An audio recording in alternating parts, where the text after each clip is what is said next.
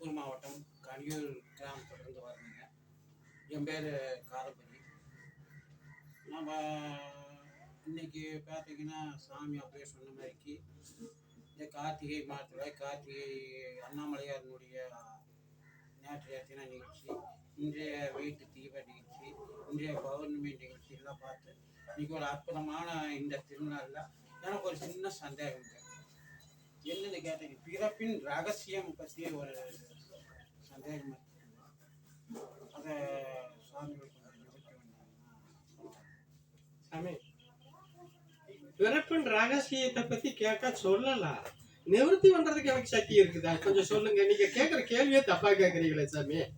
நிவர்த்தி பண்ற அளவுக்கு நமக்கு என்ன சக்தி ஏதாவது இருக்கா? ஏதோ எனக்கு ஏதோ ஒரு அனுபவம் ஏதாவது கேட்டு இருந்தேன்னா நான் அதை உங்களுக்கு சொல்லலாம், அவ்வளவுதான். நிவர்த்தி பண்ண முடியுமா? அந்த சக்தி எனக்கு இருக்கா? அந்த ரகசியத்தை நான் தெரிஞ்சுக்கிட்டா நான் நிவர்த்தி இல்ல, அதுதான் ரகசியம். இந்த யோகா பாதானே சரி ரகசியம். ஆமா, நிவர்த்தி பண்ணோம்னா நம்ம செஞ்சு சாமி. நிவர்த்தி வேற யோசனை, அதாவது உங்களுக்கு சந்தேகம் இல்லைன்னா அதுல ஒரு விஷயத்த நான் தெரிஞ்சுக்கணும்னு ஆசைப்படுறது அது வேற, சரிங்களா?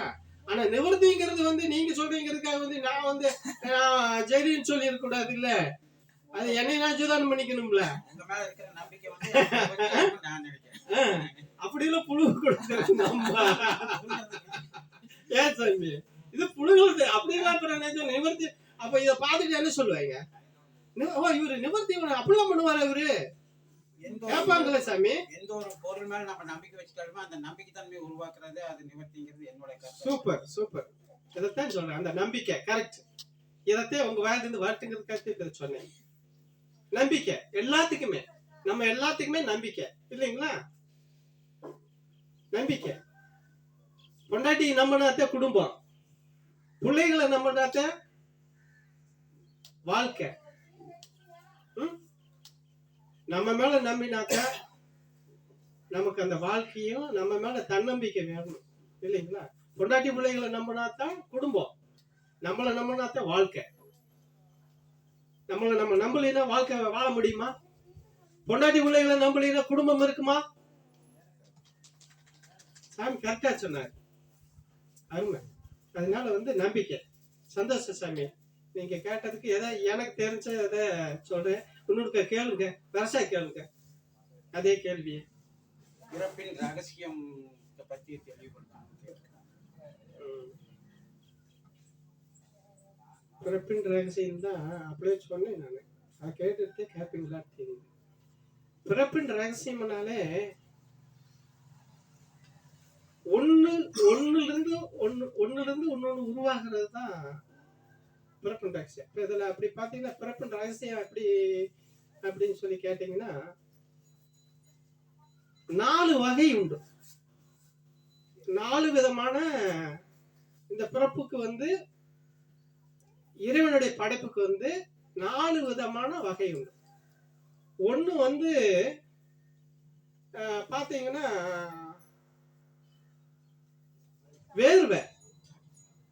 வேர்வையில வர்றது இருக்கு. அதே போல விதை, வித்து வேற, விதை வேற, வேர்வை, பார்வை, இப்படி இந்த 4 வகையில தான் இறைவனுடைய படைப்பு இருக்குது. உயிர் படைப்பு நான் சொல்றேன், உயிர்களை. பிறப்பின் ரகசியம் கேட்டாரு இல்லையா, அது மாதிரி. இப்ப அந்த மாதிரி பாத்தீங்க அப்படின்னு சொன்னா இந்த படைப்புல நான் அப்படியே சொன்னதுதான். ஒரு படைப்பு இருக்கு அப்படின்னா நம்மளை படைக்கிற போதே நமக்கு ஒரு 84 லட்சம் பிறப்பு இருக்கு. நம்ம இந்த 84 லட்சத்திலையும் திருப்பத்தே சொன்னேன், இந்த 84 லட்சத்திலையும் ஒவ்வொரு பிறப்புலையும் 84 வகை உண்டு.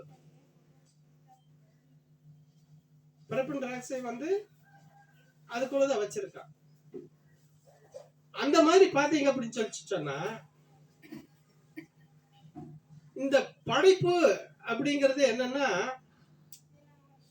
நம்ம என்னமோ நான் அப்படியே சொன்ன மாதிரி திருப்ப அதுதான் வர வேண்டியதா இருக்கு. இதுக்குள்ள நம்ம இங்க எல்லாத்தையும் அனுபவிக்கிறதுக்கு இது பண்றதுக்கு தான் வந்திருக்கிறோம் அப்படின்னு நினைச்சுதான் நம்ம நினைச்சிட்டு நம்ம பயணம் பண்றோம்.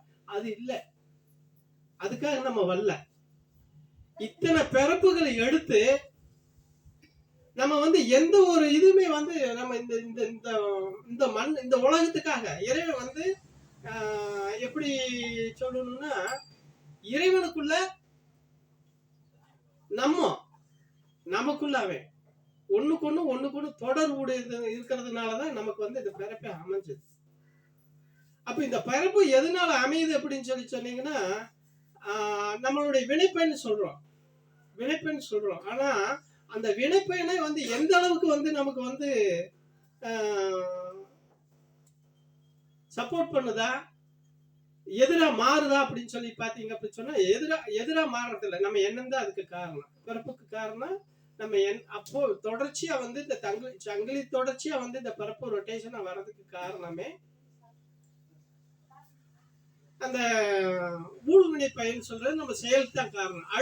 அடுத்த பிறப்பு வந்து தீர்மானிக்கிறது எது அப்படிங்கறது நம்மளுடைய செயல், நம்ம வினை தான். பிறப்பின் ரகசியமே என்னன்னு கேட்டீங்கன்னா, அடுத்து நாம என்னவா பிறக்கிறது அப்படிங்கறத முடிவு பண்றது நம்ம செயல் தான். இது இறைவன் பண்றது இல்லை. நான் சொன்ன மாதிரிதான் முதல்ல சொன்ன மாதிரிதான் சொல்றேன். அவன் வேற, நம்ம வேற. ஆனா அவனுடைய அருள் நம்மகிட்ட இருக்கு. அவனுடைய அருளும் அவனுடைய பார்வையும் நம்ம மேல இருக்கிறதுனால அவன்கிட்ட இருக்கிற குணம் வந்து என் குணத்தான் சொல்லுவாங்க அவங்க. அந்த 8 குணம் அவன்கிட்ட இருக்குன்னா அதுல இருக்கிற குணம் நம்மகிட்ட அவன் மாதிரி நம்ம இருக்கணும் இல்ல? நம்ம அவன் மாதிரி இருக்கிறோமா? இல்லையே. அப்போ அதுக்கு என்ன காரணம்? அவன் வேற, நம்ம வேறங்கிறது முதல்ல புரிஞ்சுக்கணும். சரிங்களா? அப்போ அந்த வேற்றுமை வருது அப்படின்னு சொன்னாலே ஏதோ ஒண்ணு வந்து உள்ள ஒளிஞ்சிருக்குதுன்னு தானே அர்த்தம். ஏதோ ஒண்ணு உள்ள ஒளிஞ்சதுதானே நம்ம வேலை பார்க்குது. அப்ப அந்த ஒளிஞ்சிருக்கிறது எது? மாயை, கண்மம், இப்படி எல்லாம் வந்து அகங்காரம், இப்படி எல்லாம் இருக்கு. அப்போ இல்ல என்ன அப்படின்னு கேட்டீங்கன்னா, இப்போ கோயில் இருக்குன்னு வச்சுக்கோங்க. கோயில்ல வந்து அந்த இது விமானம் இருக்கு, விமானம் கட்டிருக்காங்களே, அது 3 தலை வச்சிருப்பாங்க.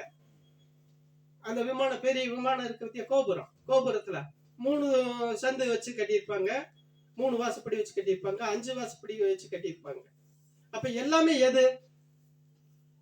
மனிதனா பிறந்த நமக்கு வந்து அது வந்து ஒரு தத்துவத்தை சொல்றதுக்கு தான் அது வச்சு கட்டியிருக்கிறாங்க. அப்போ அது எப்படி நேடினா 3னா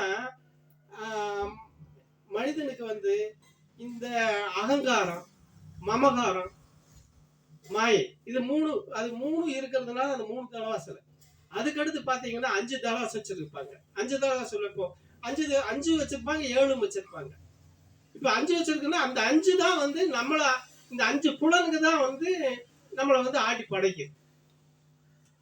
5 புலனுக்கு தான். ஒண்ணு வந்து பார்த்தா ஒரு வேலை செய்யுது, கண்ணு வந்து பாக்குது, அதுக்குண்டான வேலை செய்யுது. காது கேக்குது, காதுக்கு உண்டான வேலையை அது செய்யுது.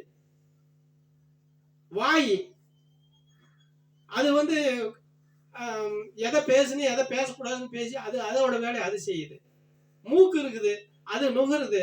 நல்ல வாசனை வந்துருச்சுன்னா அது மேல பின்னாடி அதுக்கு அடித்தா இதுக்கு முன்னாடி அது பின்னாடி போயிருது. இது அது வேணும், அதை சுவைக்கணும்னு ஆசைப்படுது. வாய் சுவையே. இப்படி இந்த 5 மெய்ங்கிறது உடம்பு. அப்ப இந்த 5 வேலை செய்யுது. அப்ப இதெல்லாம் வந்து உனக்குள்ள இருக்குதுன்னு காட்டுறதுக்கு தான் இது. அப்ப இதெல்லாம் வச்சுதான் இந்த படைப்பு வந்து நமக்கு வந்து இறைவன் வச்சு படைச்சிருக்கிறான். இந்த படைப்பினுடைய ரகசியம் வந்து இத நம்மளுக்குள்ள படைச்சிருக்கிறத வந்து தனியா அங்க வந்து கோயில்கள்ல வச்சு நமக்கு வந்து அடையாளம் எல்லாம் காட்டி இருக்கிறாங்க. அதெல்லாமே இப்ப வந்து நம்மள புரிஞ்சுக்கல. அப்ப அதெல்லாம் எப்ப நம்ம வந்து இதெல்லாம் புரிஞ்சுக்கிறோமோ அப்பதான் வந்து நம்ம வந்து இந்த படைப்பினுடைய ரகசியத்தை நம்ம வந்து புரிஞ்சுக்க முடியும். படைப்பினுடைய ரகசியம் அதுதான். அதனால அவன் வந்து நம்மளை வந்து நல்ல ஒரு இதுக்கு கொண்டுட்டு வர்றது, நல்ல ஒரு இதா நம்மளவே அவன் வந்து நம்ம சொல்ற வழியில அவன் நடக்கணும்னு தான் அவன் வந்து நம்மளை வந்து படைச்சானே தவிர நம்ம இப்படி கண்ணா அப்படின்னான்னு போறதுக்குண்டான இதுல நம்மளை படைக்கல அப்படிங்கிறது தான் படைப்பு.